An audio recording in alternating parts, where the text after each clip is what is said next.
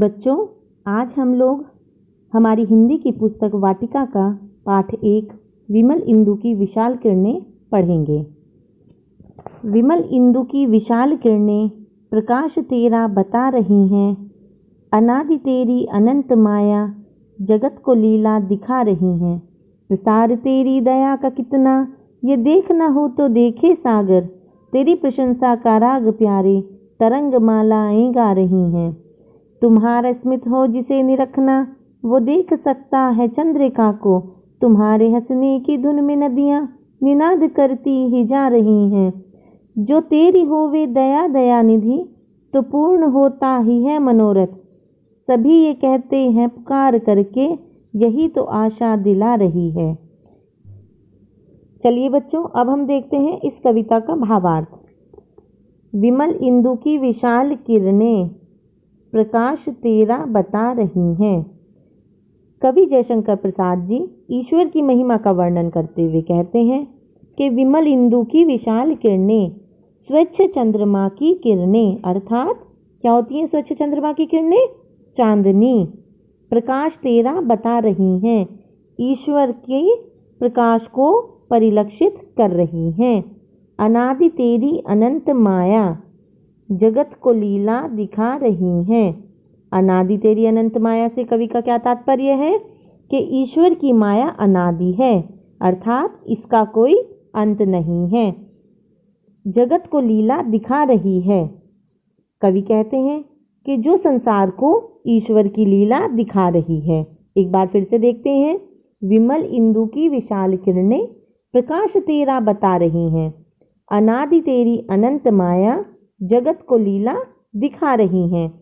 कवि ईश्वर की महिमा का वर्णन करते हुए कहते हैं कि स्वच्छ चंद्रमा की चांदनी, यानी स्वच्छ चंद्रमा की किरणें ईश्वर के प्रकाश को परिलक्षित करती हैं।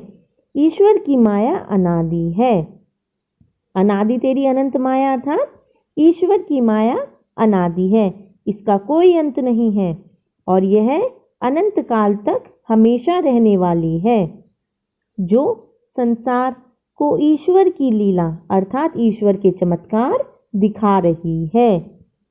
आगे कवि कहते हैं कि प्रसार तेरी दया का कितना, ये देखना हो तो देखे सागर, तेरी प्रशंसा का राग प्यारे, तेरी प्रशंसा का राग प्यारे तरंग मालाएं गा रही हैं। कवि कहते हैं कि ईश्वर कितना दयालु है। प्रसार तेरी दया का कितना से तात्पर्य है कि ईश्वर कितना दयालु है, कितना करुणामय है। ये देखना हो तो देखे सागर, यदि तुम ये देखना चाहते हो कि ईश्वर कितना दयालु है, कितना करुणामय है, तो सागर को देखो।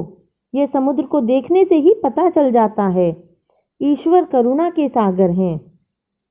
तेरी प्रशंसा का राग प्यारे तरंग मालाएं गा रही हैं।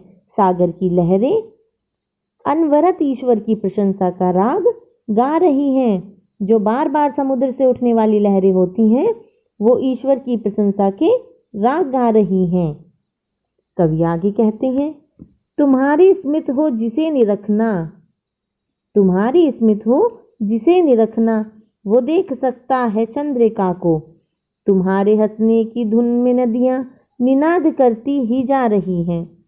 कवि जयशंकर प्रसाद जी ईश्वर की महिमा का वर्णन करते हुए कहते हैं कि तुम्हारी स्मित हो जिसे निरखना, करुणामय ईश्वर का मंदहास अर्थात मुस्कान देखनी हो, वो देख सकता है चंद्रिका को। यहाँ चंद्रिका से क्या तात्पर्य है? चंद्रिका से तात्पर्य है चंद्रमा की चांदनी से। तो कवि कहते हैं कि करुणामय ईश्वर का मंदहास अर्थात मुस्कान देखनी हो तो चंद्रमा की चांदनी को निहारो। तुम्हारे हंसने की धुन में नदियां निनाद करती ही जा रही हैं।